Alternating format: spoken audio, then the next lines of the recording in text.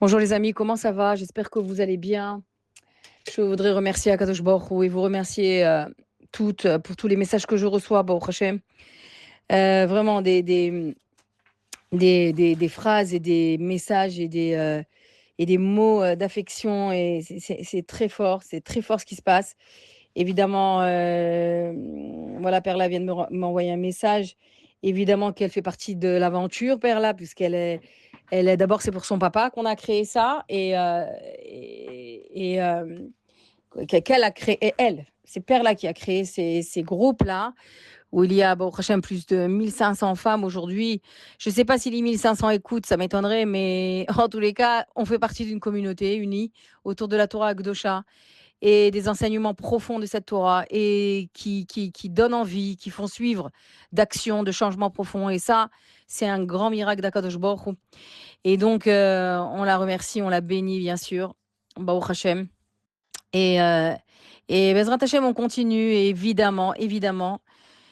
Je remercie aussi le rabbi dont ce sera la Iloula ce soir, Gimel Tammuz, et on va faire justement cette audio, Bezrat Hashem, en s'inspirant encore une fois, comme d'habitude d'ailleurs, mais avec des enseignements très profonds sur la paracha de Korach et de ce qu'elle nous apprend. Et donc ce soir, ça fera 32 ans, 30 Lev Shanim, que le rabbi s'est voilé à nos yeux et que Bezrat Hashem, on le retrouve très bientôt. Vous devez connaître cette chanson chantée par Shmuel Toiti, qu'il a écrit justement pour le rabbi.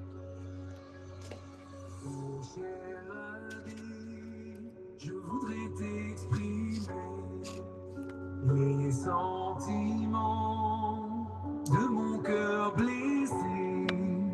C'est comme avant, lors de mes soucis, je me tourne encore vers toi, oh cher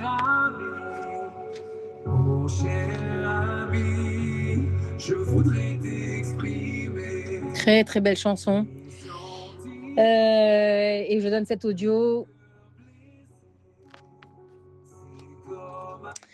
pour l'élévation de l'âme de Yoshua Ben Saïd Ben Simcha, Simcha Yvette Bat Mazal Tov, Yekuti El Ben Esther et Messaoud, et pour l'élévation de l'âme de Shlomo Ben Suzanne Chafatsi, Yael Bat Israël et Moshe Ben Abraham. Et les Avdil pour la refoua Shlema de Nathalie Fortuné Bat Rosette, de Menachem Enel Ben Sterna et de tous les malades d'Israël. Amen. Abi Chaya, cette petite fille Abi Chaya Bat Jenny Rachel. Et tous les malades d'Israël. Amen. Donc, on va étudier Bezrat Hashem, pas seulement la paracha de Korach, parce que je sais qu'en Israël, vous êtes en avance. Donc voilà, il y a eu Perla a pris l'initiative de vous envoyer la paracha là où vous êtes, selon votre cycle à vous, les Israéliennes. Donc la paracha de Choukat, parce que vous avez une paracha de plus que nous, on va bientôt se retrouver. Hein. Le cycle ces deux cycles vont fusionner bientôt et on sera à l'unisson dans le Limud Torah, Bezrat Hashem. Mais quand même, on va parler d'enseignements très, très importants que le rabbi nous a enseignés. Et quel est le lien qu'il y a entre tous ces enseignements qui émanent de la paracha de Korach et Gimel Tammuz et ce qu'on doit en faire, nous, aujourd'hui. Nous, en tant que femmes, nous, en tant qu'épouses, ça, c'est des enseignements qu'on va voir, Bezrat Hashem, d'une manière profonde dans cet audio-là. Elle est trop belle, cette chanson. Je vous la mets encore un peu. Corps vers toi, oh cher Abi. Vous la trouvez sur YouTube.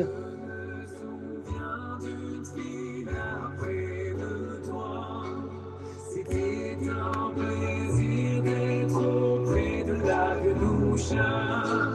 Pendant les fins brûlées, je fixais tes yeux pour avoir un réconfort et un ciel. Elle est trop belle cette chanson.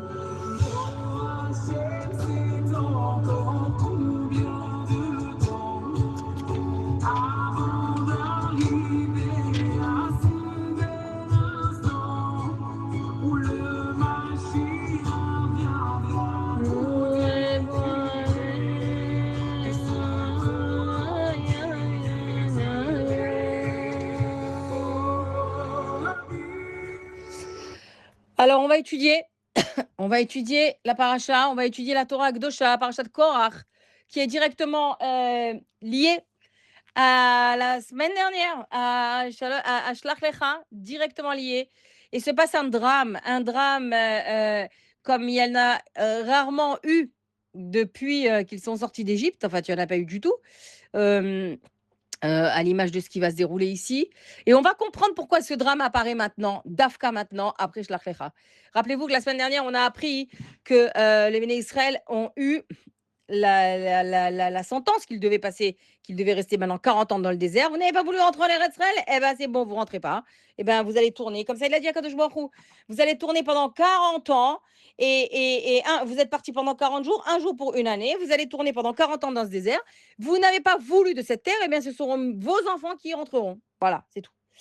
Et donc, suite à cela, vient la paracha d'après, qui est Korach. Donc en fait, la révolte de ce monsieur-là, Korach, qui était un grand Talmid Chacham, qui était le cousin germain de Moshe Rabbeinu, la révolte de Korach, elle arrive immédiatement après la faute des Meraglim. Pourquoi? Ben parce que justement, le peuple vient d'apprendre qu'il ne retournera pas en Israël. Et ça, c'est une catastrophe nationale. Ça veut dire que l'objectif de la sortie d'Égypte n'a pas abouti, parce que Dieu les a fait sortir pour les faire entrer en Eretz Israël. Mais cet objectif, ce tachlit-là, comment on appelle ça, ce but n'a pas abouti. Donc en fait, ici se déroule sous nos yeux une catastrophe nationale, et c'est précisément là que dans ce climat-là, dans ce climat déprimé, dépressif, frustré, que Korach agit. Ouais. Donc, on va apprendre ce que ça veut dire, déjà, la stratégie du Satan, du Yetzer Hara. Le Yetzer Hara, il va choisir le moment, il va choisir l'endroit, et même s'il a déjà fomenté à l'intérieur de lui de faire chuter quelqu'un, il va mettre en place son plan à un moment bien précis. Et ça, c'est une réflexion stratégique qui marche, malheureusement. Pourquoi? Parce que ça a marché ici. Donc, c'est dans ce climat-là, un climat vraiment de comment on appelle ça, de manque de confiance en soi, etc., de grande désespoir, parce qu'il n'allait pas rentrer en Eretz Israël, il venait de l'apprendre, que Korach a décidé d'agir. Maintenant, qu'est-ce qu'il a, lui? C'est quoi son problème? Lui, c'est le cousin germain de Moshe Rabbeinu. Et maintenant, on va retourner pour 4 secondes au début de Chumash Bamidbar, où il est dit là-bas que Moshe, il a nommé Elitsaphan ben Uziel à un poste de responsabilité qui, normalement, revenait à Korach. Pourquoi? Parce que Korach était le cousin germain de Moshe, et Elitsaphan aussi l'était. Mais Elitsaphan, c'était le cousin du quatrième. Ça veut dire que c'était le petit cousin. C'était toujours des cousins germains, mais c'est celui qui est né après Korach. Donc, Korach étant plus âgé, il a décidé que le poste de responsabilité en question lui revenait. Et en fait, à la paracha de Bamidbar, là où ça s'est défini, là où il y a eu cette reconnaissance, eh bien, il n'a rien dit. Il n'a rien dit. Il a gardé sa frustration pour lui. Il a gardé sa jalousie pour lui envers Moshe Rabbeinu. Mais il a ressenti cette frustration déjà depuis le début de Parashat Bamidbar. Maintenant, pourquoi il vient la faire éclater ici? On a expliqué, c'est parce que justement, il a profité du moral que le peuple avait au plus bas, il venait de perdre, ça veut dire Moshe Rabbeinu et Aaron Cohen venaient de perdre toute crédibilité. Pourquoi? Parce que, comme on l'a dit, l'objectif pour lequel ils étaient sortis d'Égypte ne va pas aboutir. Et plus que ça, Moshe et Aaron vont mourir avec eux dans le désert. Mais par rapport à ce climat-là, qui est un climat complètement dépressif, déprimé, triste et découragé, désespéré du Ham Israël, c'est là où Korach il va décider d'agir. Donc ça veut dire que ça fait déjà plusieurs mois qu'il a ça en lui, que ça cuisine, ça fomente, ça, nanana, ça se nourrit, etc. Mais il a décidé de choisir, avec une stratégie psychologique, de faire éclater sa jalousie maintenant. Donc, la raison de cette révolte qui va fomenter, tu le connais l'histoire, Korach Va'adato, 250 personnes qui va, 250 partisans qui va liguer contre Moshe Rabbeinu, eh bien, arrive maintenant parce que avant c'était pas possible. Et pourquoi c'était pas possible? Comme dit le Ramban,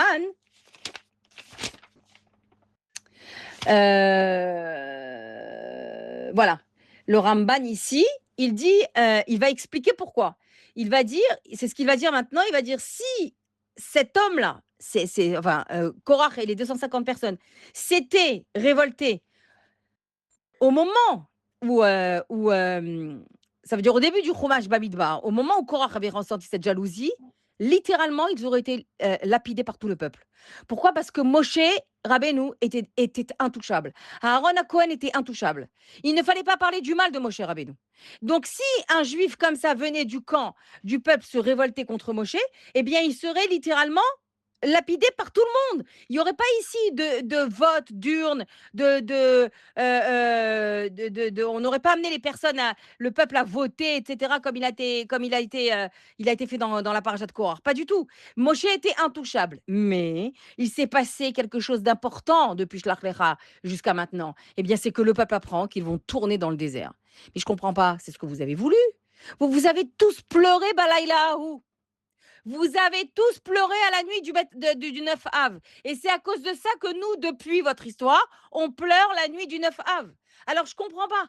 Pourquoi maintenant il y a un climat de désespoir, de dépression, de tristesse, de découragement? Pourquoi tout ça? Pourquoi ça pour en arriver là? Bon, alors, c'est comme ça qu'il a choisi. C'est ce moment-là qu'il a choisi pour faire éclater sa jalousie. Et comment il s'est pris? Il est parti voir son voisin, ses voisins. Oy la racha, oy la shreno. Tov la racha, tov la shreno. C'est-à-dire que le voisin, en fait, il prend part, comme dit la Mishnah, littéralement part ça veut dire que la personne, quoi, toi, on va dire, tu es directement lié à ton voisinage, à l'ambiance de l'atmosphère et l'esprit des voisins. Et c'est d'où on le sait dans la Torah. Toutes les racines de l'histoire, du monde, de la construction humaine sont dans Torah Akdosha, puisque Torah Akdosha, c'est l'œuvre du Créateur. Donc, Korach, il est parti voir ses voisins. Il n'a pas eu tellement besoin de les convaincre. Tu sais pourquoi? Qui étaient ses voisins? Datan et Aviram. Alors, Datan et Aviram, on les connaît depuis la parashat Shemot. On sait qu'eux ont de la jalousie, des griefs contre Moshe Rabbeinu. Ils n'ont jamais accepté sa nomination. Jamais accepté. Et même déjà avant même, alors qu'il avait 18 ans, 20 ans, qu'il est sorti du palais de Pharaon, les premiers obstacles qu'il a rencontrés sur sa route Moshe Rabbeinu, c'est Datan et Aviram.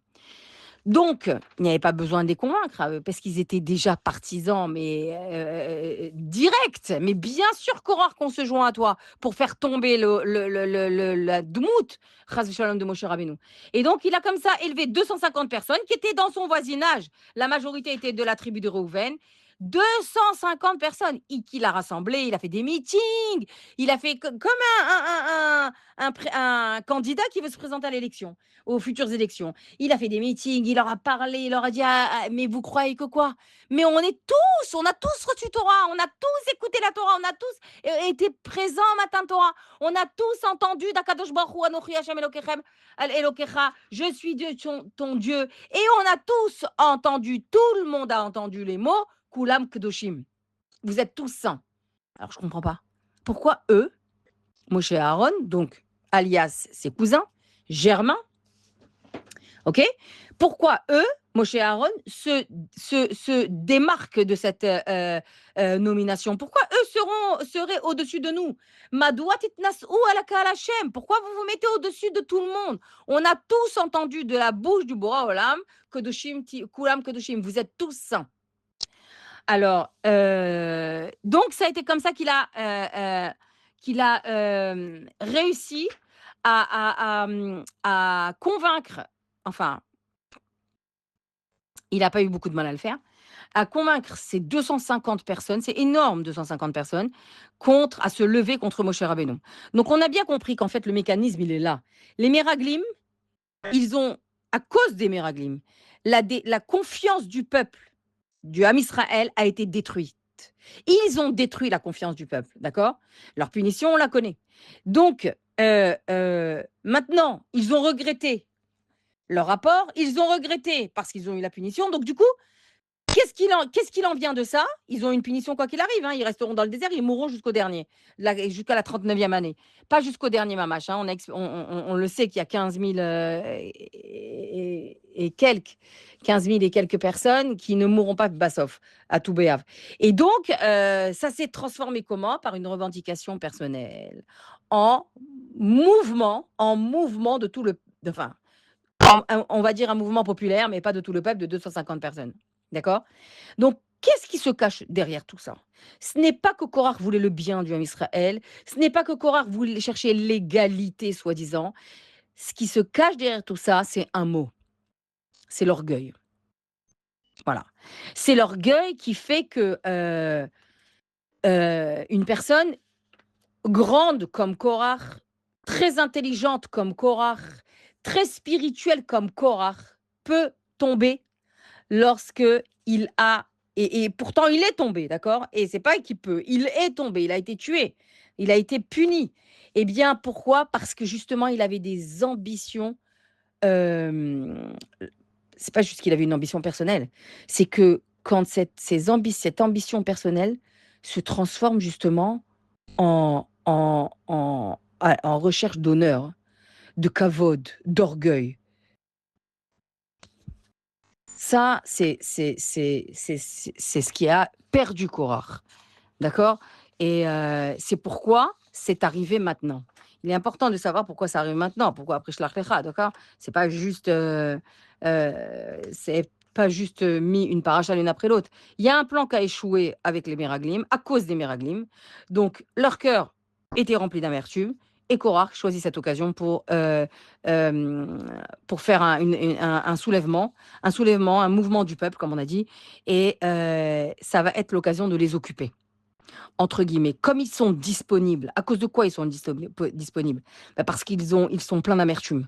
Ils sont déprimés. Ils sont découragés. Ils sont en colère. Donc tout ça, ça va rendre le discours de Korach, ça va le rendre réceptif. Ils vont être à l'écoute. Parce qu'ils sont déjà dans la contestation. Donc le plan, il est ficelé de bout en bout. Et ça va marcher. Et ça va marcher. Donc, c'est ce qui s'est passé. Maintenant, il y a un point très important ici. Tu connais la suite, hein? Moshe Rabbeinu et Aaron, enfin Moshe il a entendu ça, il est tombé sur sa face, etc. Il est parti leur parler. Arrêtez, revenez à la raison. Attendez demain matin. Ne faites pas les réunions, un mouvement comme ça la nuit. Ah, venez, on attend demain matin. Moshe espérer qu'il voit clair, comme le Boker donne la clarté dans l'esprit, et qu'il fasse chouva surtout. Et vous verrez que Akadosh Baruch Hu, moi, j'ai rien demandé. Hachem, il m'a choisi à moi, mais ce n'est pas de mon propre chef que j'ai été choisi. Et Moshe Rabbeinu, tu vas relire le texte quand tu étudieras. Moshe Rabbeinu lui-même est obligé de se défendre. Il est obligé de s'expliquer. Et Akadosh Baruch Hu va se mêler. Il va prendre part à cette discussion. Et à quel moment il va prendre part à cette discussion? Après l'histoire de Datan et Aviram. Datan et Aviram se sont dressés devant leur tente parce qu'ils faisaient partie de la Shruna de Korach. Vous savez que dans le désert, il y avait les tribus, étaient les tentes des tribus par centaines de milliers, hein, disposés par campement, et donc tout le campement de Reuven était ensemble. Et il s'agit, Korach faisait partie de Lévi, puisqu'on a dit que c'était le cousin de Moshe Rabbeinu, mais les gens qu'il a pris viennent de la tribu de Reuven. Pourquoi? Parce que le campement de la tribu de Reuven n'était pas loin. Maintenant, Datan et Aviram, eux, et toute leur famille se tiennent debout devant la tente, parce qu'ils sont là, ils sont debout, droits, prêts à attaquer Moshe Rabbeinu, ils attendent depuis longtemps. Donc, Moshe, il a voulu aussi leur faire tchouva à eux. Il a voulu aussi regardez combien il a été attaqué par ces gens-là depuis l'Égypte. Et quand même, il les convoque. Ça veut dire qu'un Melech, Moshe Rabbeinu était un roi. Bien qu'il appartenait à la famille Lévi, il était un roi. Parce qu'il était d'abord Cohen, d'accord. Après, la Kohuna, elle est passée chez Aaron. Mais il les convoque. Et qu'est-ce qu'ils répondent avec une insolence incroyable, mais honteuse. Dathan et Aviram vont dire Lo na'ale. On ne viendra pas à ta convocation. Est-ce que tu te rends compte, ça? Le chef de la génération, il convoque un juif, deux juifs. Et les juifs, c'est pas qu'on peut pas. On a un rendez-vous ce jour-là. Est-ce qu'on peut caler un rendez-vous un autre jour? Déjà, ça, c'est une chutzpah chez Nkamoa. Mais quand même, on va dire, d'accord? Non. Là, c'est non. Venir te voir ne m'intéresse pas. Moshe, dans tout. Et alors, qu'est-ce qu'ils vont dire? Ils vont ajouter à à la tombe qu'ils sont en train de creuser sous leurs pieds. Hameat ki ilitanum et eretz zavat chalav udvash les hamitanum bamidbar. Je le répète chaque année parce que c'est des mots qui sont choquants et on doit apprendre jusqu'où peut aller comment on appelle ça, l'ingratitude, la non-reconnaissance, les traits de caractère tordus que l'être humain peut avoir, jusqu'où il peut s'enfoncer. Tu sais de qui il parle, comme il dit déjà, Moshe, tu nous as fait monter, pardon, d'une terre dans laquelle coulait le lait et le miel. Il parle d'Eretz Mitzrayim. Ouais, ça veut dire que les caractéristiques qui sont attribuées à Eretz Israël, ils les ont collées à une terre de Toum'a, à une terre qui est définie comme étant la terre qui montre l'exemple, le pays qui montre l'exemple de perversité et d'immoralité, de débauche au monde entier. Ils l'ont défini comme étant les Avdil, Eretz Zavatra Lavodvash, une terre dans laquelle coule le lait et le miel. Voilà ce qu'ils sont dit à Moshe Rabbeinu. Déjà, tu nous as fait monter, dis, tu nous as fait monter d'Égypte. Ça aurait été déjà grave, ce reproche. Mais quoi, la qualifier, ne pas dire le mot Égypte, de la qualifier des termes qui reviennent à Eretz HaKodesh. Déjà, tu nous as fait monter d'une terre dans laquelle coule le lait et le miel. Et en plus, tu veux, pour nous faire mourir dans ce désert, tu nous as fait monter pourquoi finalement? Parce que le programme a échoué, on devait rentrer en Eretz Israël. Ouais, mais mes cocos, c'est vous qui n'avez pas voulu rentrer, d'accord? Donc, bon, enfin, mais je crois que Moshe, il parle comme moi. Moshe, avec toute l'humilité, il les écoute et il se déplace lui-même. Donc, ils ont dit, déjà, tu nous as fait monter d'une terre dans laquelle coule le lait et le miel pour nous faire mourir dans ce désert. En plus, tu veux qu'on vienne, on monte vers ta tente. Regardez, la chutzpah, l'insolence, l'arrogance. Jusqu'où elle peut aller? Et envers qui? Envers le chef de la génération, envers le Navi de la génération et de tout l'homme Israël, envers le Moshe Rabbeinu de la génération. Eh bien, Moshe Rabbeinu va monter lui-même, les voir, en espérant qu'ils fassent chouva, en leur donnant, il va monter avec 70, une pamalia, une assemblée, une procession de personnes, 70 personnes pour leur donner envie de faire tchouva, que peut-être, comme ils disent les Chachamim dans le Midrash, qu'ils trembleraient en voyant arriver Moshe à la tête de 70 personnes. C'est beaucoup, 70 personnes. Tu trembles quand tu les vois arriver d'un coup directement vers toi. Tu dis, oulala, qu'est-ce que j'ai dit, qu'est-ce que j'ai fait, oulala, qu'est-ce qu'ils vont me faire? Rien du tout. Ils restent postés droit devant leur tente, eux, leurs femmes, leurs enfants, parce que le chinour, il va avec. Les femmes, c'est elles qui forment les maris. Donc voilà, l'esprit, il est là. Et évidemment, ils ont été punis. Maintenant, à la suite, tu sais ce qui se passe à la fin, c'est que par la suite de l'histoire, c'est que Korach a été, Dieu, Moshe Rabbeinu a demandé à Kadosh Baruch Hu de les punir, Korach et Adato, toute toute son assemblée, par une mort qui n'a jamais existé. Et si elle a déjà existé, alors si elle a déjà existé à la création du monde, cette mort-là, alors qu'elle vienne maintenant s'exprimer, si elle n'a pas existé, alors crée-la maintenant, Hachem. C'est quoi la mort qu'il a demandé pour ces gens-là? Korach, Adato, Datan, Abiram, allez hop, Adreb, tout le monde là, dans le même. Bon, je ne veux pas parler comme ça parce que on ne sait pas leur niveau spirituel, surtout que quand on étudie les sikhot du Rabbi, on voit que voilà, Korach, il avait juste pas compris le moment auquel il fallait réclamer tout ce qu'il a réclamé. C'était un problème de moment. Bon, et ben, c'est quoi? C'est la terre, la punition a été que la terre a ouvert sa bouche. Non pas un tremblement de terre, non pas que la terre s'est écartée, s'est fissurée et ils se sont écroulés, ça veut dire ils sont tombés dedans. Non, non, non, non, non. La terre, elle a ouvert sa bouche littéralement en 2 parties.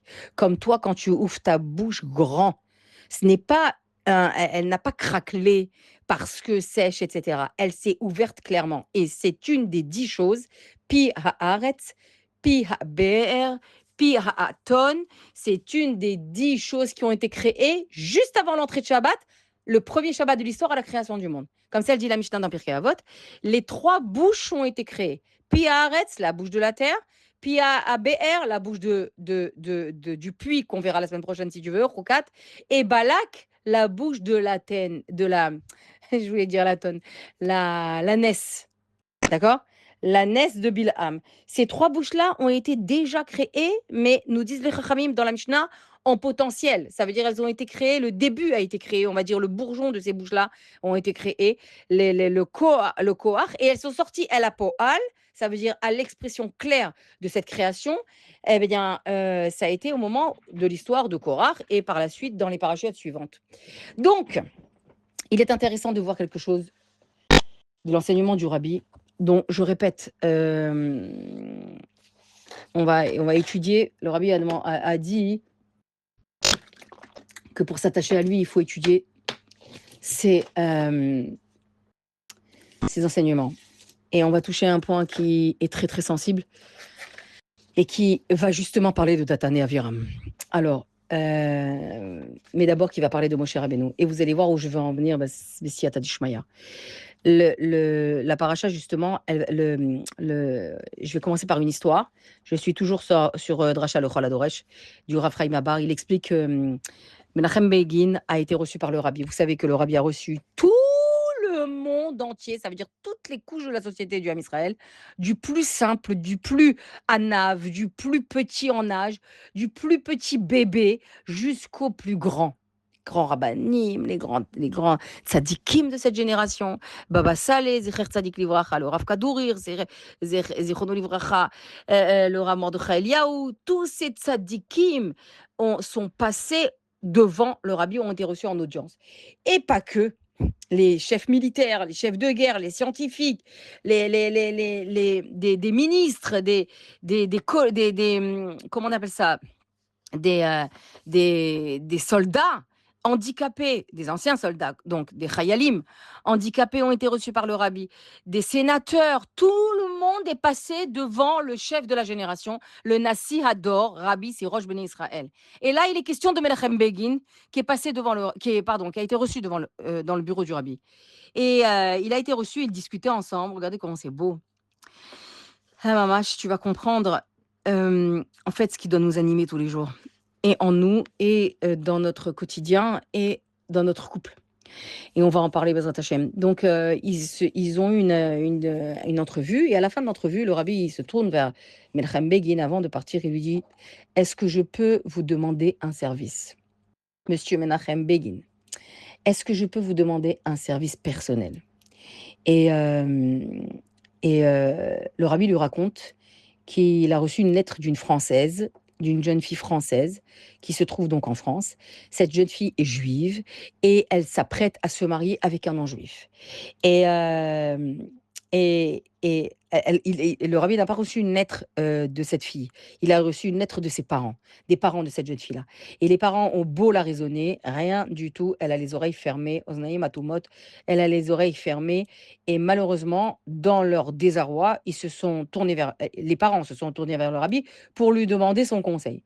Donc le Rabbi va dire à Menachem Begin, est-ce que je peux vous demander, en chemin pour retourner en Eretz Israël, visiblement il devait passer par la France, d'aller trouver cette jeune fille juive, de la rencontrer et de lui dire, regardez les mots du Rabbi, Bikesh Rabbi, il lui a dit, il a dit à Menachem Begin, je n'ai aucun doute que un homme aussi célèbre que toi réussira à lui parler, surtout que tu parles français. Je savais pas que Menachem Begin parlait le français. Je l'apprends dans cette histoire. Et je suis sûre que tes paroles auront une influence sur elle. Et, et donc, et à la fin, le rabbi lui a donné tous les détails pour qu'il puisse reconnaître cette jeune fille-là. Et donc, il lui a dit à la fin, et tous les frais que cette rencontre vont occasionner avec cette jeune fille, les frais de taxi, les frais de train, de métro, je ne sais pas, eh bien, je te les rembourserai. Comme ça, le rabbi a demandé à Menachem Begin. Les paroles du rabbi sont rentrées dans le cœur de Menachem Begin et il a décidé d'aller, oui, voir cette jeune fille. Donc, une fois qu'il a trouvé cette jeune fille, il lui a parlé en lui disant qu'il y avait le rabbi en Amérique, ça veut dire à 6000 kilomètres d'elle, un homme pense à elle, juste pas pense à elle, c'est pas juste il pense à elle, c'est ce souci de sa situation spirituelle. Il se soucie du désarroi de ses parents, de la difficulté, de l'angoisse dans laquelle ils vivent parce qu'elle s'apprête à se marier avec un non-juif. Et après que Menachem Begin ait parlé avec cette jeune fille, elle a décidé, ça l'a remué, et elle a décidé de couper les liens complètement avec ce jeune homme qui n'était pas juif. D'accord? Au jour d'aujourd'hui, c'est une femme qui est mariée avec un juif et qui habite à Yerushalayim. Donc, une fois que Menachem Begin a dit au rabbi qu'il avait accompli la mission qu'il lui avait confiée, le rabbi lui a envoyé le compte, l'argent, comme il le lui avait promis, de tout ce que ça a occasionné à Menachem Begin. Mais en fait, l'histoire, elle nous enseigne quoi? Elle nous enseigne quoi? Un homme, un grand homme, un berger fidèle, ne renonce à aucun juif. Ça veut dire que pour un grand, chaque juif est précieux. Le rabbi avait comme souci le souci de chacun d'entre nous. Le souci de chaque juif lui importait. Et dans la paracha de Shavua, on voit justement le souci que Moshe Rabbeinu avait envers qui? Envers ceux qui l'ont critiqué, qui se sont moqués d'eux. L'année dernière, on a expliqué dans Parashat Korach combien Korach s'est moqué de Moshe Rabbeinu, combien il a utilisé tous les arguments du tzitzit qu'ils ont appris la semaine dernière qu'on a appris la semaine dernière dans Shlach Lecha, de tout ce qui s'est passé la semaine dernière, de toutes les mitzvot qu'ils ont appris, ils ont utilisé ces arguments pour se moquer de Moshe Rabbeinu. Et Datan Aviram, qui eux n'ont pas voulu, ont refusé donc de monter vers Moshe Rabbeinu. Qu'est-ce que Moshe Rabbeinu il fait? On l'a vu.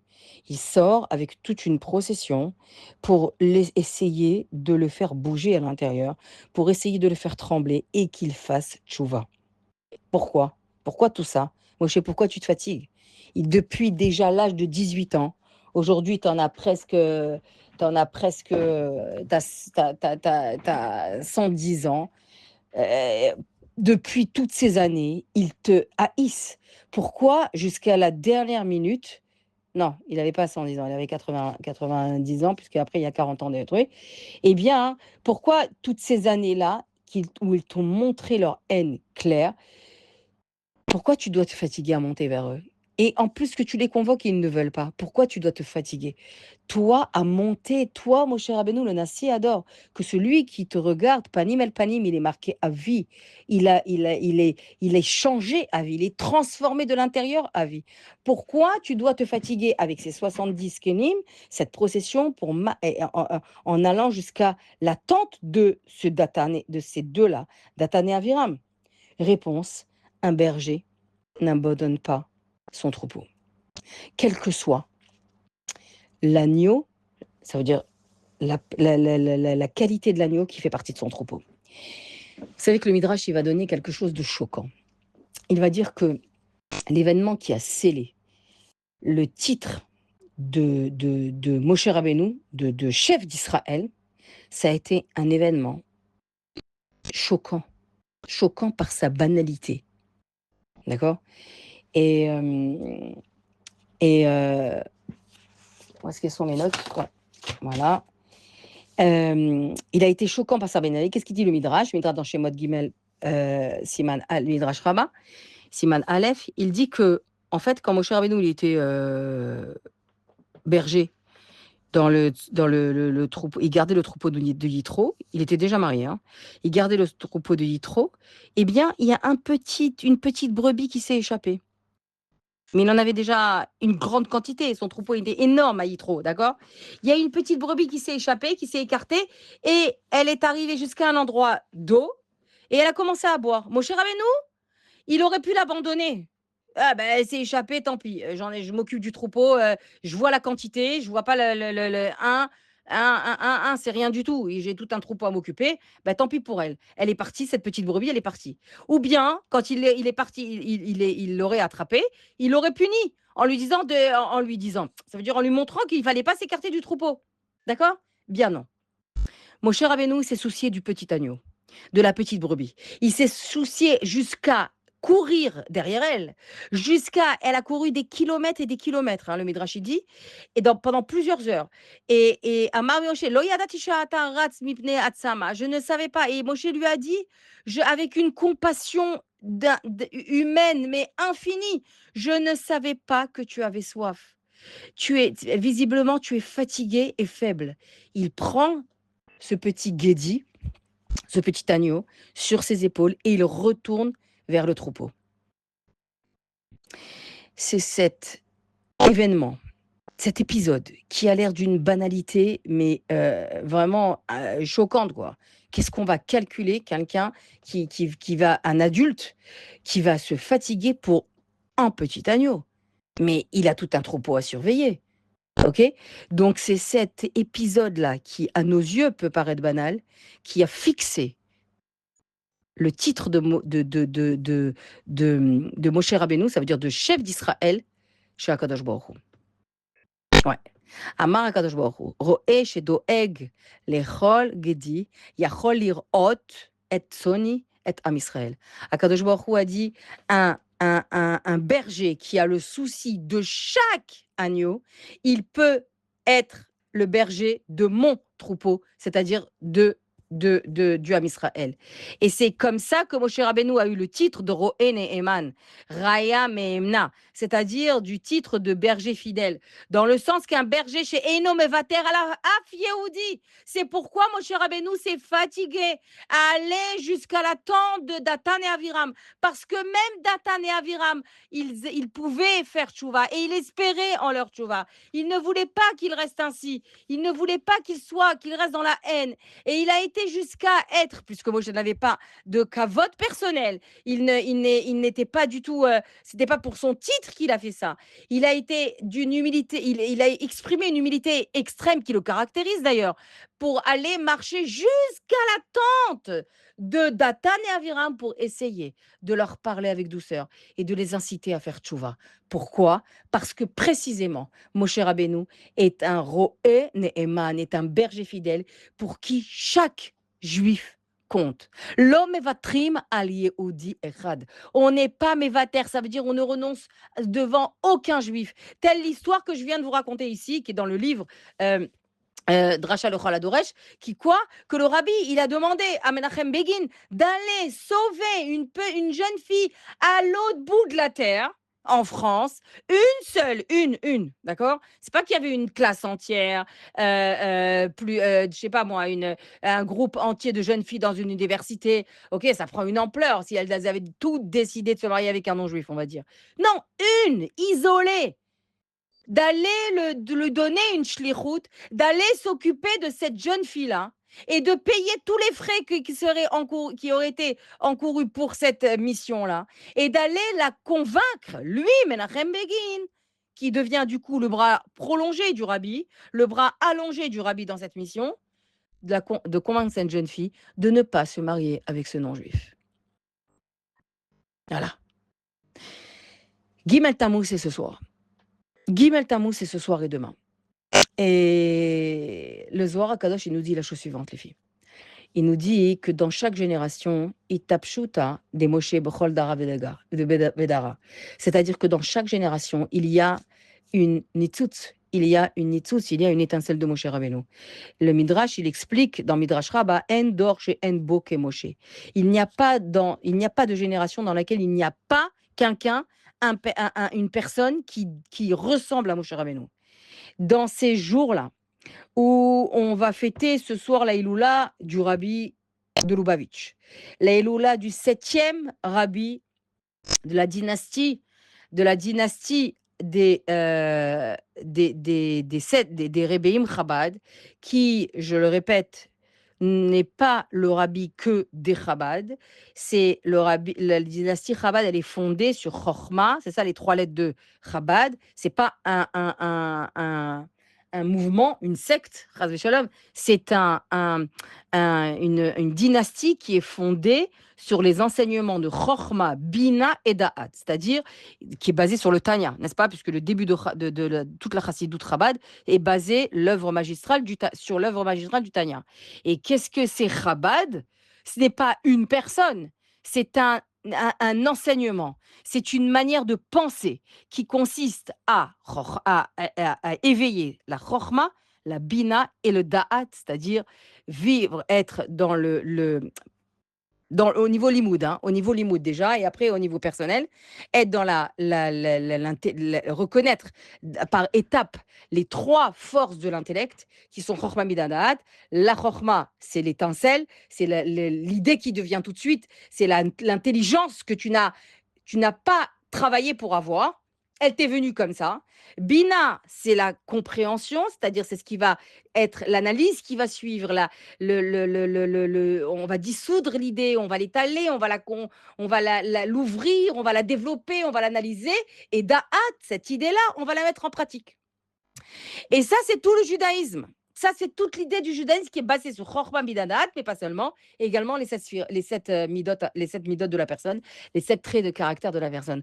Donc, quand on dit le rabbi de Lubavitch, oui, Lubavitch, c'était un village en Russie, bien sûr, c'était un village en Russie, Lubavitch, mais ce n'est pas le rabbi que des Lubavitch, c'est le rabbi de tous les juifs. Et quand on te dit que ce soir, c'est la Iloula du rabbi, et quand on te dit que ce soir et demain, c'est Gimel Tammuz, c'est donc la Iloula du rabbi, cette année, c'est Lev Shanim, 32 années, eh bien, ce n'est pas pour juste, ça l'est aussi, attention, mais ce n'est pas pour juste pour demander des bénédictions, c'est aussi pour apprendre des midotes, des enseignements du rabbi, apprendre des comportements du rabbi. On a vu le rabbi se pencher littéralement physiquement au niveau des petits pour les enlacer, pour prendre leur peine, comme j'ai écrit plusieurs fois dans des statuts, prendre leurs difficultés, prendre la peine d'un petit enfant comme la sienne. Les fils, ça, c'est un berger fidèle à son troupeau. Quand tu rentrais, j'ai écouté le Rav Ashkenazi hier, il a fait, enfin avant-hier, je ne sais plus, il a fait comme ça un cours sur YouTube, et il a dit que quand on rentre, il a dit quelque chose qui se démarque de tous les autres tzadikim, c'est que quand tu rentres chez un tzadik, il est entouré de sfarim, il étudie, et pour te recevoir, il lève la tête. Keilo, voilà, il interrompt son activité pour t'écouter. Quand tu rentrais dans le bureau du rabbi, et jusqu'aujourd'hui c'est comme ça, le bureau il est net. Il y a des sfarim dans la pièce, dans le bureau du rabbi, bien sûr. Il y a des sfarim dans le bureau du rabbi. Mais la table, le bureau sur lequel le rabbi recevait les personnes, ce bureau-là, le meuble lui-même, était net. Comme pour dire quoi? Ce qui m'importe pour le moment, à l'instant T, c'est te parler et c'est t'écouter. Et c'est ça ce qu'il a dit le Rav Yonatan Zaks. Il a dit que quand tu rentres chez le rabbi, avec toute l'activité qu'il a sur les épaules, avec tous les soucis qu'il portait de tout le Ham Israël, des centaines de milliers de lettres qu'il recevait par jour du monde entier, et qu'il s'engageait à lire chacune sur l'OL de son beau-père, le Rabbi Yosef Yitzhak, eh bien, tu avais l'impression que quand tu rentrais dans son bureau, il n'y avait que toi qui existais au monde. Ça, c'est le témoignage de Rabbi Yonatan Zaks, de Rav Yonatan Zaks, Zichrono Livracha, dans ses propos quand il a été interviewé. Et il a dit combien il m'a... C'est ça un vrai leader. Il te donne confiance alors que tu n'as pas confiance en toi. Il révèle en toi la lumière cachée qui est en toi, en te nommant chef Shaliach, responsable d'un endroit, d'une mission, de ta vie, de toi-même. Et ça, c'est révéler tous les potentiels que le rabbi voyait en chaque personne. Et ça veut dire que quoi? Ça veut dire que le rabbi ne faisait pas, ne te dit, ne faisait de toi et fait de toi, parce que ce que le rabbi dit, c'est éternel, fais de toi l'acteur principal, l'actrice principale de là où tu es. Tu es l'histoire, c'est pas tu es dans l'histoire, tu es l'histoire. C'est toi qui crée l'histoire avec les forces que Dieu t'a données. Et ce que le rabbi demandait à chacun, c'est de les sortir dehors. Tu as les forces de le faire. Un homme, il est passé devant le rabbi, il a dit, je connais une période difficile, donnez-moi quelque chose pour m'aider à avancer, etc. Le rabbi lui a dit, cette chose que tu peux trouver, elle est dans ton cœur, elle est là. Il lui montre comme ça son cœur. Pourquoi tu vas chercher tellement loin? Tout est en toi. Tu as une chelek elokam imal mamash. Comme dit le Tanya, tu es détentrice, tu possèdes à l'intérieur de toi une partie du maître du monde. Est-ce que tu te rends compte ça? Mais tu devrais te prendre pour quelqu'un de waouh, de la Bat Meller. Tu devrais réaliser le niveau que tu as. Donc éviter, refuser de se dégrader, refuser de mal parler, refuser de regarder ailleurs la vie des autres, refuser d'envier le mazal des autres, leurs enfants, leur vie, leur richesse, etc. Comment eux réussissent et toi non. Pourquoi? Parce que tu es en train de dire à Akadosh Baruch Hu, Hachem, tu as réussi à leur donner à elle, mais moi, tu t'es trompé avec moi. Non. Viens aller au rabbi et tu dis, tu n'es pas une erreur. Dieu ne fait pas d'erreur. Il a mis en toi toutes les forces qui conviennent à réussir la vie qu'il a prévue pour toi. Qu'est-ce qu'on fait quand on devient, on est une femme qui regarde la vie des autres? Jusqu'où on arrive? Eh bien, on arrive à engloutir sa vie dans une tombe. Chas Shalom. D'où on le sait, Madame Korach. D'où vient lui, il avait l'orgueil de dire, waouh, pourquoi mon cousin, le plus petit d'âge, il a été nommé et pas moi. C'était déjà un Lévi. Déjà, il était séparé. Déjà, il s'est démarqué dans son rôle. Qu'est-ce que tu veux encore, monsieur Korach? Qu'est-ce que tu veux encore, Rav Korach? Mais il y avait sa femme derrière. Sa femme dont la Torah ne nomme pas. Elle ne donne pas de nom. Pourquoi? Parce qu'ici, ce que tu dois retenir, c'est pas un prénom. Ici, ce que tu dois retenir, c'est un rôle. Elle a joué un rôle destructeur envers son mari. Elle l'a travaillé à plusieurs niveaux et sur plusieurs points. C'était une rabbinite, ça veut dire elle connaissait Torah. Elle était excessivement riche. Elle avait en plus la célébrité parce que son mari était Lévi. Donc, qu'est-ce que tu veux de plus? Eh bien, Madame Korach, elle a regardé la vie des autres. Elle a regardé que celui-là était nommé aussi, et pourquoi pas son mari? Son mari était déjà Lévi. Sois contente. Ezeu Ashir, sa mère Bechelko. Quel est celui qui est véritablement riche, qui est véritablement heureux? Dit la Mishnah, c'est celui qui va être heureux du chélek que Dieu lui a donné, du destin que Dieu lui a donné. Et il va le faire vivre, le faire fleurir, le faire grandir. Mais elle, Madame Korach, elle a été là en train de regarder tout le monde. Elle a été là en train de regarder la nomination de celui-là et la distinction de celui-là. Et elle a commencé à nourrir d'une manière très intelligente, très pernicieuse, parce qu'elle est vraiment Madame Korach. Elle a dit à son mari, je comprends pas, t'as appris les tzitzit, un fil bleu sur un vêtement dans Shlach Lecha, on nous le dit, là, d'accord? Qu'est-ce que tu as appris aujourd'hui? Alors, il leur a raconté les tzitzit. Il a dit, mais je comprends pas. Un vêtement qui est complètement bleu, il a besoin de tzitzit bleu? Il est entièrement bleu. Et Korach a dit, c'est vrai, ma femme chérie, tu es intelligente, j'avais jamais pensé à cette question. Et lui, il en a parlé à ses partisans. Et tout le monde a ri d'une manière moqueuse des lois et d'Akadosh Baruch Hu, dites par Moshe Rabbeinu. Et donc, ils sont venus se soumettre leur énigme, soi-disant, à Moshe Rabbeinu. Moshe, un vêtement qui est entièrement bleu-azur, il a besoin des petits limes qui sont bleu-azur, des fils qui sont bleu-azur. Le vêtement entier, il est bleu-azur. Moshe, il a dit, mais bien sûr, parce qu'on ne fait pas les mitzvot par notre logique humaine. On réalise les mitzvot parce qu'elles sont l'ordre d'Akadosh Baruch Hu. C'est rokat, c'est une croque. Et comme dit Rachid dans la paracha de la semaine prochaine, dans Chokat, tu n'as pas le droit de te moquer. Parce que sache que tu ne comprends rien. Même les mitzvot que tu penses réaliser par ta logique, comme certaines mitzvot, comme par exemple ne pas tuer, ne pas voler, respecter les parents, etc., ce n'est pas logique. Il n'y a pas de logique ici. Si ce n'est Dieu qui nous l'a ordonné, on le fait. Alors on les comprend un peu mieux, d'une manière explicative, on va dire. Mais même ça, c'est parce qu'on les fait parce que Dieu nous les a demandés. Et on n'a pas le droit de se moquer des mitzvot qui n'ont pas de logique à nos yeux, qui appartiennent au chokim, ça veut dire qui sont des lois irrationnelles.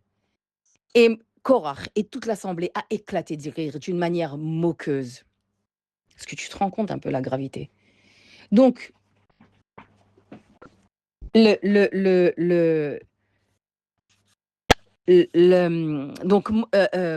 rabbi nous a enseigné la considération que nous devons avoir envers les choses les plus simples, les situations les plus isolées, les juifs les plus éloignés. Et comme on a dit tout à l'heure, la Hiloula de Gimel Tammuz de ce soir et demain, ce n'est pas juste prier. Oui, il faut prier, bien sûr. Il faut écrire un panorabi, allumer le nerf, etc. Mettre la, mettre la tzedaka, étudier ses enseignements comme on fait maintenant. Mais pas seulement. Et on est là, on n'est pas le rabbi, n'est-ce pas? Mais on est là pour se rapprocher de ces enseignements et d'imiter, de prendre exemple dans cet amour inconditionnel que le rabbi avait envers chaque juif. Et la plus grande preuve d'amour qu'on ait pu voir de toutes ces 70 dernières années, eh bien, ça est qu'après-guerre, le moral, le mental des juifs était déprimé. Okay, après la guerre où le rabbi était à Paris avec la rabbinite, etc., en 1944, après 44, le rabbi, il a vécu à Paris presque 8 ans et tout seul et en tant en tant qu'étudiant. Et les Juifs rasaient les murs. Leur judaïsme était honteux. Le rabbi, quand il est devenu rabbi, la première chose qu'il a fait, c'est qu'il a relevé la tête de chaque juif. Il a fait Kitissa, être Rosh Bnei Israël. Il a relevé le moral, l'âme, la confiance, le courage, la tête de chaque juif. Comment? D'abord en les considérant et en voulant leur bien. Et comment il a prouvé qu'il voulait leur bien? C'est qu'il a relancé toutes les mitzvot fondamentales de la Torah. Ça s'appelle les 10 miftsaïm, Aseret HaMiftsaïm, les Tfilin, Kashrut, Nerot Shabbat, Torah, Limut Torah, Taharat HaMishpacha, Ahavat Israël, Chinour, Tzedaka, Bait Malé Sfarim, Mezouza, acheter une lettre pour les Sefer Torah pour toi, tes enfants, étudier le Rambam et étudier les enseignements. C'est le dernier mifta. En fait, il y en a 12. Le dernier mifta, c'est étudier les textes, les textes qui parlent de la délivrance, qui parlent de Mashiach pour se préparer à la Géoula. Et donc, ça a été la plus grande preuve d'amour que le rabbi ait fait envers son peuple. Il ne s'est pas dit, moi, je suis déjà, waouh, j'appartiens à une lignée extraordinaire de tzadikim, la famille Schneerson, etc., etc. Et puis après, bon, qu'est-ce que je peux faire? Le niveau du papier est comme ça, il y a d'autres tzadikim à s'occuper. Non. Le rabbi, il a été nommé le Moshe Rabbeinu de la génération. Le rabbi, il a été nommé celui qui a relevé tout un peuple. Celui pour qui, comme je dis tout à l'heure, celui le plus petit qui recevait, comme il a dit le rabbi Jonathan Sachs, dans son bureau, avait le sentiment qu'il était seul au monde. Et que, dans les yeux du rabbi, et que l'instant où le rabbi lui parlait, il n'y avait que son problème, entre guillemets, que le rabbi prenait en considération, qui intéressait le rabbi. Alors que le rabbi avait des centaines, et jusqu'aux nuits très tardives, des heures et des heures passées par les froids, par les chaleurs, sans chaussures sur l'OL de son beau-père, pour lire les centaines de milliers de lettres que le Ham Israël lui a envoyées du monde entier. L'instant où le rabbi nous recevait dans son bureau, c'était un instant qui était éternel. C'était quelques minutes, mais c'était un instant qui était éternel. Pourquoi? Parce qu'on avait l'impression d'être le centre du monde. C'est comme ça que témoignent ceux qui sont entrés dans le bureau. Et au moment où on passait au dollar le dimanche, que j'ai vécu, Baruch Hashem, eh bien, c'était quelques secondes cette fois-ci. C'était beaucoup moins que le Yichidut dans le bureau, mais tu avais l'impression vraiment que l'instant où le rabbi il attrapait avec ses yeux bleus profonds son âme, t'attrapait. Et l'instant d'après, tu n'étais plus la même. Il t'avait transformé. Il t'avait comment transformé? Il n'avait pas fait de toi un nouvel être. Il a fait de toi une personne qui a la capacité de révéler à l'extérieur ce qu'elle a caché à l'intérieur. Ce qu'elle a comme trésor, pierre précieuse cachée à l'intérieur. Ça, c'est le Moshe Rabbeinu de la génération. Et il ne s'est pas soucié que des Juifs de New York. Il a envoyé des shluchim, comme tu le sais, des shluchot, des familles, des jeunes familles, sans leurs familles, sans leurs amis, etc., se construire dans des endroits les plus reculés du monde. Pourquoi? Parce que là-bas, il faut que quand il y a un juif qu'il aille, qui vienne en vacances, il ait de quoi manger, de quoi manger cachère, elle est de quoi mikvé, lui, il est de quoi passer Shabbat, Tfilot, Sefer Torah, Bar Mitzvah, tout, Tfilin, tout. Et toutes ces Torahs que le Rabbi a relancées dans les années 1970, ok? Eh bien, 60, ça n'a pas commencé même en 70, ça a commencé même avant. Eh bien, tout ça, ça a relancé au fur et à mesure. Hein. Le Rabbi, il lançait les campagnes, la campagne de Shabbat. Alors, il demandait aux femmes de New York d'aller à Manhattan et d'aller partout pour faire allumer les nérodes de Shabbat aux jeunes, aux mamans, aux enfants, aux petites filles juives, etc. Que chacune allait, la maman elle a 2 bougies, la petite fille elle a 1 bougie. Et après cacheroute, séparation lait et viande. Et après tfilin, mamash, au fur et à mesure, les mitzvot de la Torah Gdosha, elles sont rentrées et elles ont pénétré tous les foyers les plus reculés de toute la planète. De toute la planète. Et comme il dit ici, le Rav Yonat Chaim Abar, il dit des endroits les plus loin de Casablanca, d'Alaska, du Sri Lanka, de Bangkok, de Thaïlande, de Moscou, d'Ukraine, de partout, du Japon, du Congo, de Kenya, de Côte d'Ivoire, tous ces coins-là, de Madagascar, des coins, des pays même que tu connais même pas. Tu sais même pas qu'ils existent. Et le Rabbi a envoyé ses premiers shluchim en Afrique du Nord. En Afrique du Nord. Tunisie et Maroc. Maroc et Tunisie. Dafka. Et ça, c'est en tout endroit. Le Rabbi n'a épargné aucun juif. Parce que lo mevatrim al Yehudi. Tout comme Moshe n'a pas renoncé à la tchouva de Datan et Aviram, le Rabbi a une étincelle de Moshe Rabbeinu. C'est le Moshe Rabbeinu de notre génération. C'est celui qui a transformé le judaïsme mondial. Mondial, tout le monde le dit. C'est celui qui a appris à ce que ça veut dire aimer. Aimer toutes sortes de juifs. Maintenant, quand on voit, Baruch Hashem, tous les mouvements qui existent aujourd'hui, qui sont là, de Kirouv, qui rapprochent, je vous l'ai déjà dit, plusieurs fois, j'ai pas attendu Gimel Tammuz pour le dire, mais il faut être dans la gratitude. Et je dis, je crie, je hurle, merci Rebbe, merci Rabbi pour tout ce qu'il a fait. Parce que lorsqu'aujourd'hui on voit des mouvements qui se tournent vers les autres, qui se tournent vers les chayalim, qui se tournent vers celui qui est différent, qui invitent à leur table ceux qui ne font pas Shabbat, qui acceptent d'inviter ceux qui sont en pantalon, avec les piercings, avec les tatouages. Mais qui a ouvert cette mer d'amour inconditionnel envers chaque juif, le plus éloigné, le plus reculé? Qui a ouvert ça? Qui a fait, a baissé, a battu les murs de la différence, de la mur de la haine, les murs de la sina, parce que pas aussi religieux que moi, parce que tu n'as pas le même niveau que moi. C'est le Rabbi qui a montré l'exemple, et c'est ça Gimel Tammuz, de marcher dans les voies que le Rabbi a tracées.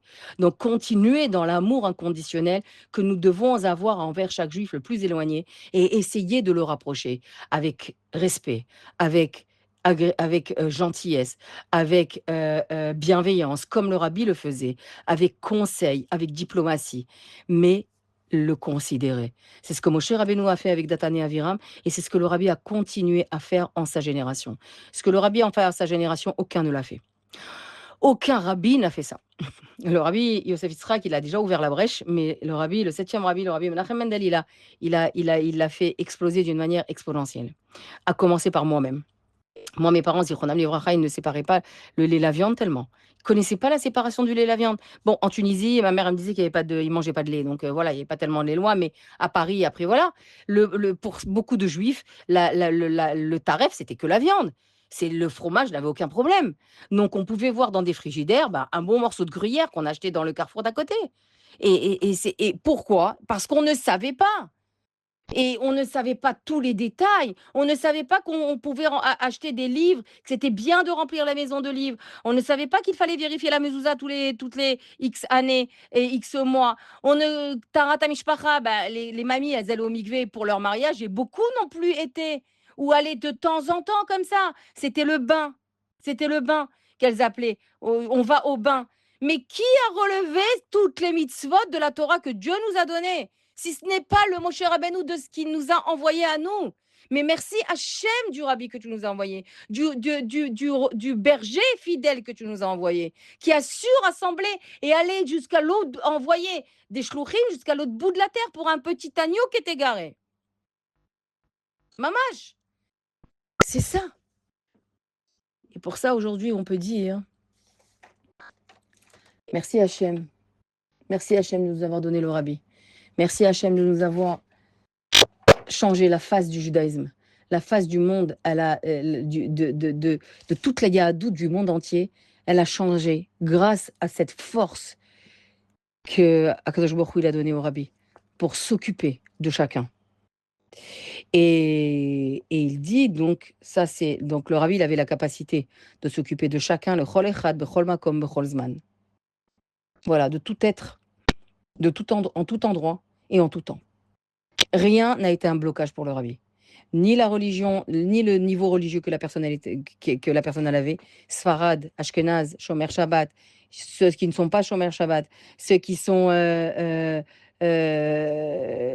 différents, etc. Rien n'était un prétexte pour se séparer d'un juif. Et le Rabbi, non seulement ça, il reprenait les mots. Par exemple, un juif qui avait dit au Rabbi, on doit rapprocher les juifs éloignés. Tout de suite, le Rabbi l'a dit, chez Endavar Kazer Rechokim, et la Kol Yehudi Karov el Akadosh Baruch Hu. Kiruv Rechokim. Yesh En Kiruv Rechokim. Yesh Kiruv Akrovim. Le Rabbi l'a dit, ça n'existe pas les éloignés de Dieu. Tous les Juifs sont proches d'Akadosh Baruch Hu. Regardez comment le Rabbi il a relevé le mental et le moral de chaque Juif qui, après la guerre, était honteux. C'est pour ça qu'il a fait ce travail petit à petit, que chacun là où il est, il déploie cette lumière de cette Torah et de cette influence dans son entourage, et ça fait à la fin le monde entier. Et donc il a dit, il n'y a pas de rapprochement des éloignés, il y a rapprocher ceux qui sont proches, les rapprocher encore plus. La même chose, une fois un juif, il a dit, moi je suis Annie, il s'est présenté comme étant Itzi Gatatzmo ke Yehudi Katan. Je suis un petit juif. Tout de suite, Shiva Rabbi, chez En Davar Kaze Yehudi Katan, Kol Echad ou Yehudi Gadol. Il n'y a pas une chose comme ça où il n'y a pas de possibilité de dire qu'on est un petit juif. On est un juif grand. Tu comprends? Comment c'est important, comment tu dois te voir comme un juif grand parce que tu es déjà une femme grande. Et tu ne peux pas te diminuer en allant voir ailleurs, en allant déconsidérer ta vie ou bien te plaindre sans arrêt de ce que Dieu ne t'a pas donné. Parce que sinon, chas shalom, la suite on la connaît. Il y a des femmes qui construisent leur vie, il y a des femmes qui détruisent leur vie. Celle qui est définie comme étant, par Shlomo Ameler, comme celle qui, l'exemple de la destruction, c'est Madame Korach. On l'a dit. Et celle qui est définie comme étant l'exemple de la construction de sa vie, c'est Madame Pellet. C'est Madame On Ben Pellet. Et les Chachamim, ils vont dire quelque chose de magnifique. Ils vont dire, On, ça vient du mot Ani. On, c'est Aleph, Vav Nun, ça représente le mot Ani, Ani qui veut dire je. Ce qui veut dire que quoi? Ce qui veut dire que la femme de On Ben Pelet, elle l'a aidé à être lui-même, à garder son moi, sans aller regarder chez les autres, parce il était partisan des 250, lui. Et elle, avec une stratégie féminine tellement diplomate, elle l'a découragé et elle a séparé de cette assemblée.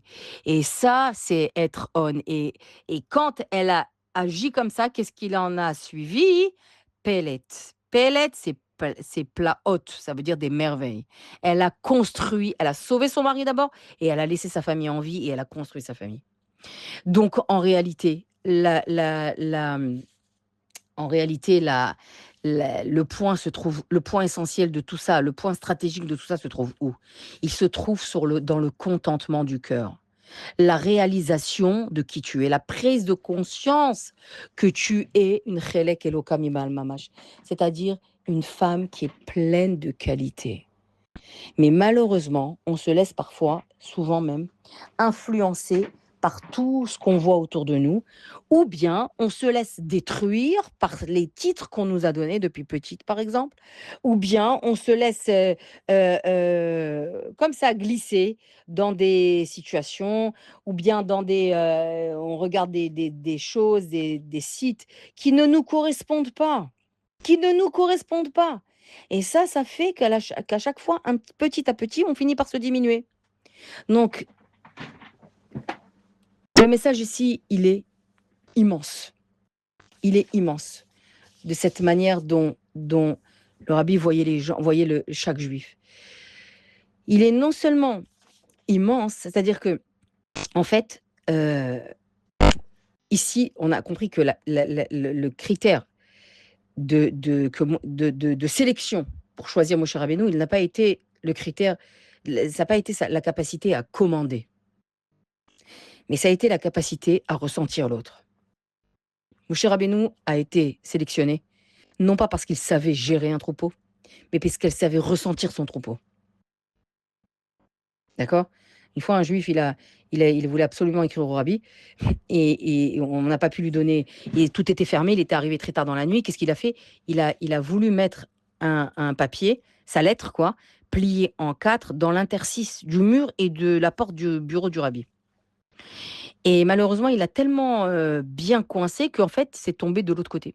C'est tombé, le bureau était fermé. Donc, il s'est dit, quand le rabbi viendra, il trouvera la lettre, il la prendra directement dans ses mains. Et il a tellement enfoncé, il a tellement poussé la lettre dans cet interstice qu'elle est tombée dans le bureau du rabbi. Et il en a conçu énormément de peine. Pourquoi? Parce qu'il s'est dit que le rabbi allait rentrer dans le bureau. Quand il allait rentrer dans son bureau, il allait devoir se baisser pour ramasser la lettre. Alors il a écrit au rabbi pour lui demander pardon de lui avoir occasionné de se baisser pour ramasser la lettre. Qu'est-ce que le rabbi lui répond? Je suis là. Le rabbi lui a répondu en disant, ne vous excusez pas, je suis précisément là pour me baisser, pour ramasser et élever l'autre. Regardez l'humilité du rabbi. Et ça émane du bitoul, ça émane, la sensibilité qu'on a vis-à-vis de l'autre, ça commence par le bitoul justement, et pas par l'autorité. Et Moshe Rabbeinu n'a pas été choisi pour son autorité, il a été choisi pour sa sensibilité. Et c'est ça ce qu'ils disent les Chachamim, un chef qui voit toute une foule de chassidim autour de lui, c'est pas un chef. Je dis chassidim, mais ça peut être une foule quoi, de personnes. C'est un administrateur. Mais un vrai chef, un chef qui voit chaque individu, non pas une foule, mais chaque individu, c'est un berger. Et qui est à l'opposé de ça? C'est Korach. Korach, il ne voyait pas le peuple, il n'en avait rien à faire du peuple. Il voyait le titre, il voyait la fonction, il a visé les honneurs. Moshe Rabbeinu, lui, il a regardé l'agneau qui s'est perdu. Donc, l'un, Korach, a cherché la place la plus élevée, et l'autre, Moshe Rabbeinu, se penchait vers le plus petit. Il a cherché à se pencher et s'abaisser vers le plus petit.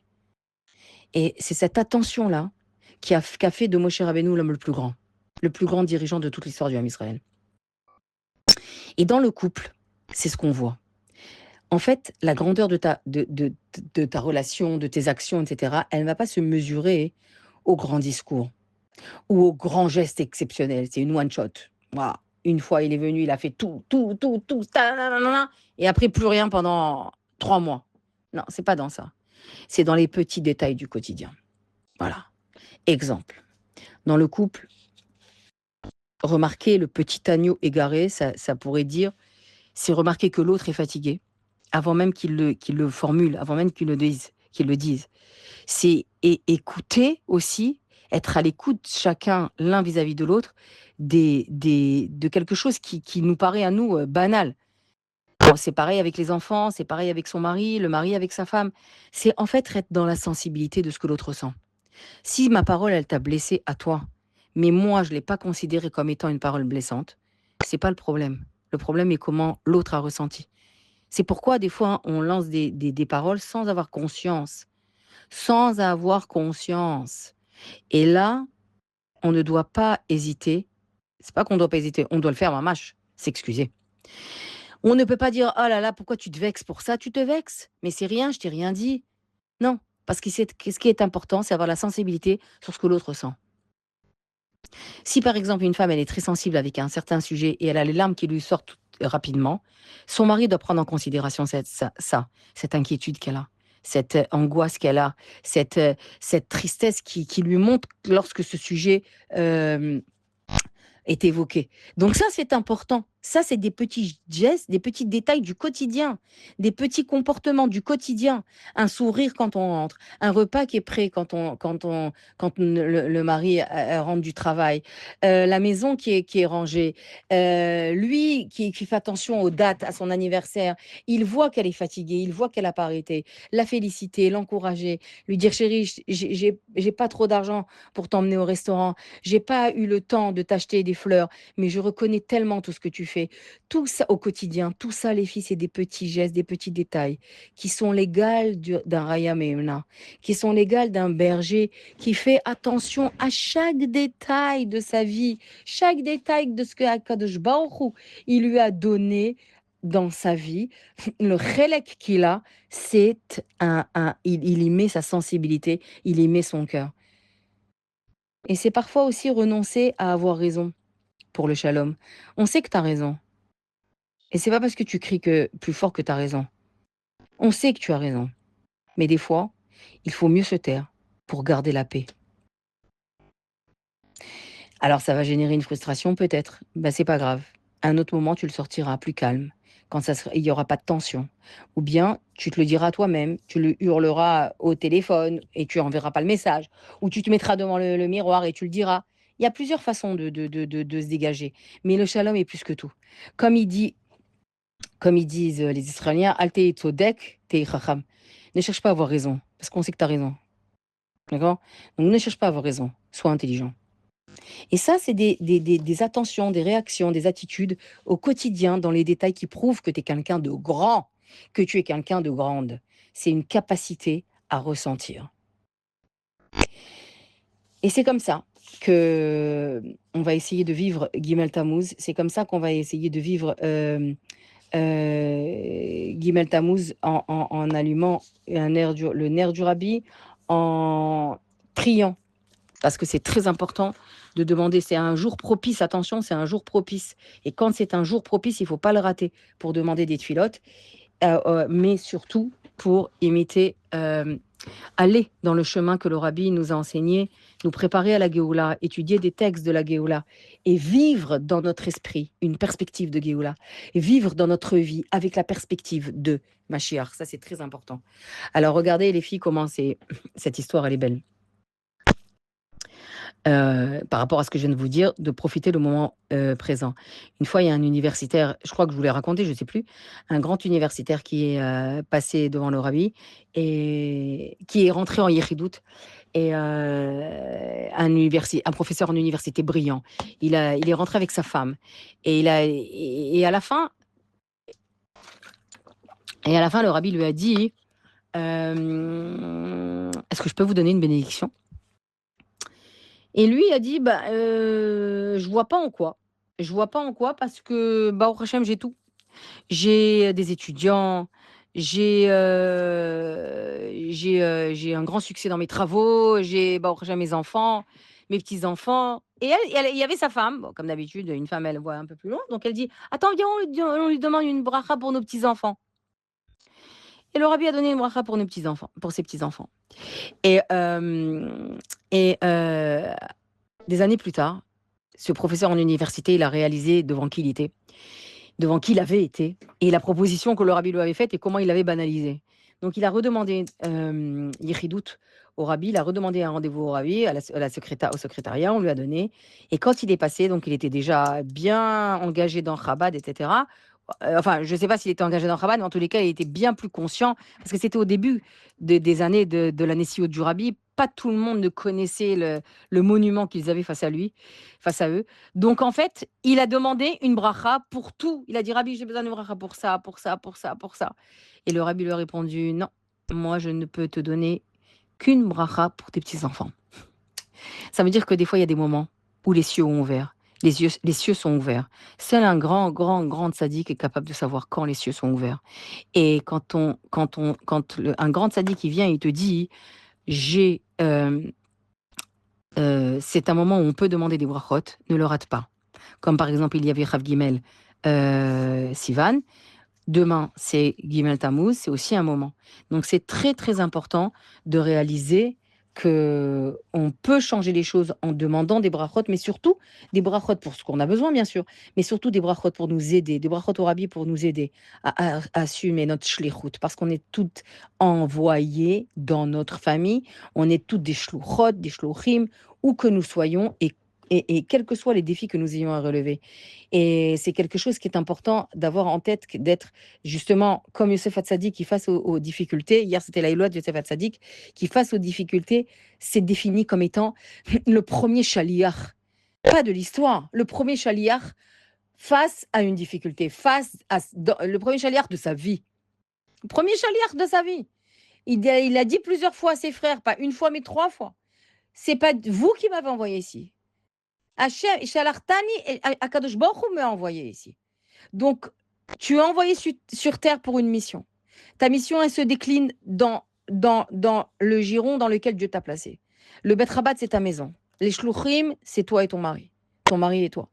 Et les fidèles qui viennent consulter le Bet Rabat, ce sont tes enfants, ta famille, ta belle famille, tes amis, etc. Et avec chacun, tu as une shlichut à mener, qui peut changer au fur et à mesure du temps, mais qui est là. Et la shlichut de la femme, elle est extrêmement puissante. Le rabbi a été le seul à mettre en avant le rôle des femmes, la délicatesse des femmes, le caractère spécifique qu'elles ont, la grâce et la douceur qu'elles ont au service de leur famille, au service de leur entourage. Le rabbi a été le premier à recevoir des milliers de femmes dans le 770, j'en ai fait partie aussi, et il s'adressait directement aux femmes. Personne n'a fait ça. Personne, personne, personne. Moi, une fois, j'étais à Méacharim, il y a longtemps, on était à un voyage de l'école et il y avait une descendante du Baal Shem Tov qui était à Méacharim. Bref, elle nous a reçus, etc. Et son mari était un descendant du Baal Shem Tov. Et après Shabbat, elle nous a reçus pour ce Dashlichet et j'ai demandé si son mari pouvait nous recevoir pour une bénédiction. Et en fait, elle a dit oui, oui, je vais voir. Nanana. Elle est partie lui demander. Il lui a dit non. Non, non, je ne reçois pas les femmes. Bon, je dis rien, mais ça veut dire pas tout le monde ne reçoit les femmes. Le rabbi, il a reçu des milliers de femmes, et en Yechidout, avec leurs époux, et seuls, et avec, dans le 770, en Yechidout Klalit. Ça veut dire en cours général que tu vois, généraux que tu vois, hein, d'ailleurs, sur YouTube, où le rabbi, il parle à des centaines et des centaines et des centaines de femmes. Il a mis en avant le rôle spécifique de la femme qu'elle a dans son foyer, dans son entourage, envers elle-même. Et le premier shlichut que tu mènes envers toi-même, que le rabbi t'a demandé, c'est de considérer la grandeur que tu as, les forces que tu as en toi, le titre noble que tu portes. N'oublie pas que la semaine dernière, ils se sont considérés comme des étant, on l'a dit, des sauterelles et ils ont été vus comme des fourmis. Plus tu te dévaloriseras, plus tu te diminueras dans tes capacités, dans tout, plus tu parleras de toi en mal, et plus on te verra encore plus petite que tu t'es définie. C'est comme ça. Tu te sens sauterelle, on te verra fourmi. Comme ça s'est passé à l'époque des Meraglim la semaine dernière. Et le rabbi s'est insurgé contre cette idée de petits juifs, de juifs loin, de tous les adjectifs diminutifs qu'on peut s'attribuer parce qu'on se sent tellement pas grand-chose ou rien du tout. Et ça, le rabbi a relevé le niveau des femmes. Il en a fait non pas des épouses de shluchim, mais des shluchot à part entière, des femmes de terrain qui vont donner des cours, qui vont tremper des femmes au mikvé, qui enseignent au Talmud Torah, qui etc., etc., etc. Et ça, c'est un leader, comme il a dit le rabbi Jonathan Sachs. Un vrai leader, c'est celui qui forme d'autres leaders. Qui ne veut pas que ce chassidim soit collé à lui pour avoir un peuple, se sentir roi. Bien que le rabbi était un roi, d'accord. Il descend directement de David Ameler ainsi que la rabbinite Chaimouchka. Mais c'est pas ça que le rabbi a voulu. Le rabbi a voulu que justement cette Torah-là, qu'ils apprennent, qu'ils ont appris au 770, tous ces chassidim, une fois qu'ils se sont mariés, ils sont partis loin. Allez donner ce que vous connaissez. Allez partager avec d'autres le peu que vous savez donner, partagez-le. Et c'est ça qui est très important dans cette shlichut que le rabbi nous a donnée, à nous les femmes en particulier. Et, il nous a donné la shlichut d'amener la lumière, d'amener la joie, d'amener la chaleur à la maison par rapport aux traits de caractère que Dieu a donné à la femme. Et lorsque tu te sens déprimé, découragé, fatigué, eh bien, tu peux te reposer un petit peu, mais tu te relèves tout de suite. Après, voilà. Et je vais terminer par une histoire justement qui va illustrer cette idée-là. De la manière dont le rabbi, la vision qu'il pose justement sur... J'ai entendu cette histoire du Rav de Miami, le Rav Shai Amar. Je l'ai entendu l'année dernière ou il y a 2 ans. Et cette histoire, elle se passe pendant la guerre des 6 jours en Israël. Il y a une certaine Madame Marozov à Kfar Chabad qui vient, Shifra Marozov, qui vient accoucher d'un petit garçon. Et elle habite à Kfar Chabad. Et voilà que son mari, donc, il a été pris à l'armée pour la guerre des 6 jours, et on vient lui annoncer qu'il a été tué pendant la guerre. Et donc, à la fin d'Ishiva, le rabbi va lui envoyer une délégation.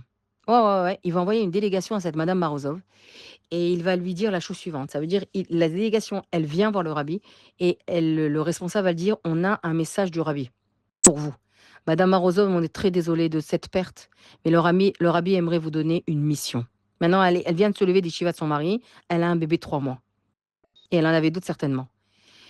Étant donné, dit le rabbi, qu'il y a beaucoup de femmes qui ont perdu leur mari, et beaucoup donc d'enfants qui sont devenus orphelins, eh bien, le rabbi souhaiterait que vous créez une organisation pour les orphelins et pour ces veuves. Ça veut dire, on se dit, attends, on fait quoi? On dit d'accord, ou on se pose la question qui est humaine? Mais comment faire ça comme moi-même je suis dans, comme elle-même elle était dans cette situation-là? Elle avait des petits orphelins à s'occuper qui étaient ses enfants, et elle était elle-même veuve. Qu'est-ce que le rabbi lui demande de s'occuper des autres? Qu'est-ce que le rabbi lui donne une shlichut de s'occuper des autres? Et elle dans tout ça? Eh bien, aujourd'hui, cette organisation, elle fait des bar mitzvot à des centaines d'orphelins. Elle organise des camps de Gan Israël pendant l'été à des centaines et des centaines d'orphelins. Ils jouent, ils étudient, et il y a un des tuteurs qui a donc perdu son père, il s'occupait des orphelins, d'un orphelin, il a dit que tellement cet enfant, il a kiffé dans l'organisation de cette Madame Marozov. Il a passé là-bas 2 mois, juillet et août, et ils ont réussi, les organisateurs et l'équipe et les actions qui ont été faites dans ce camp là, dans cette colonie de 2 mois envers ces petits orphelins, ont réussi à faire ce que des années de thérapie n'ont pas réussi à faire. C'est ça la vision du rabbi face à la douleur, que Dieu en préserve. C'est ça la vision du rabbi face à la souffrance. Il est en train de lui dire, cette femme-là, elle aurait pu être complètement détruite. Elle aurait pu toute sa vie prendre des médicaments jusqu'à la fin de ses jours, en dépression. Une femme cassée qui aurait passé ses journées devant la télé, en train de pleurer sur son sort. Et le rabbi, il a pris une femme détruite. Il lui a demandé de construire d'autres et de construire un monument. Et c'est comme ça qu'elle-même s'est reconstruite.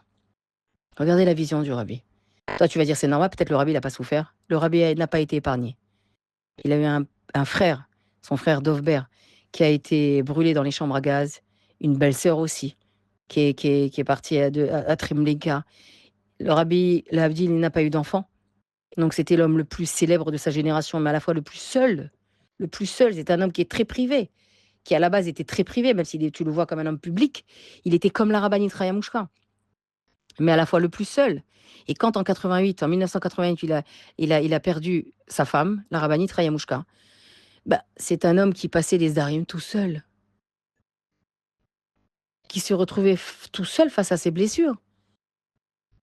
Donc tu vas te dire, le rabbi sait ce que ça veut dire, la souffrance. Et il sait parce qu'il l'a vécu. Et pas seulement ça. Il a fui les nazis pendant la guerre, etc. Et voilà ce qu'il a dit à Elie Wiesel, quand il est passé plusieurs fois à Yechidout devant lui, il lui a dit, pleurer ne suffit pas. Je vais t'apprendre à chanter. Donc voilà la vision des choses que le rabbi a envers chacun, l'amour qu'il a envers chacun, la vision qu'il a vis-à-vis de la souffrance, vis-à-vis de l'inaction, de transformer en action, vis-à-vis du don de l'autre. Et c'est ce qu'il nous a donné en héritage, et c'est ce qui fait avec, et c'est ce qui décuple depuis des 32 ans que le rabbi s'est voilé à nos yeux, que certains auraient pu penser que le mouvement Chabad est fini.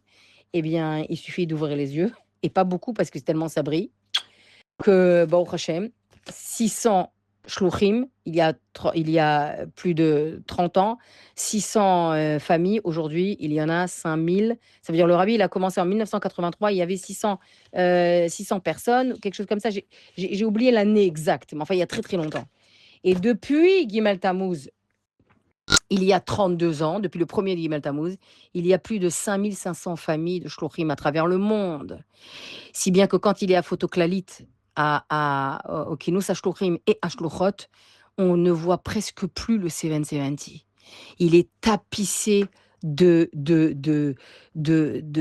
couples qui sont derrière leurs petites épaules, il y a des monuments des monuments qui sont créés dans leur Bet Chabad, des monuments qui ont été érigés par la centrale nucléaire qui s'appelle le Rabbi. Shabbat Shalom Mevorach.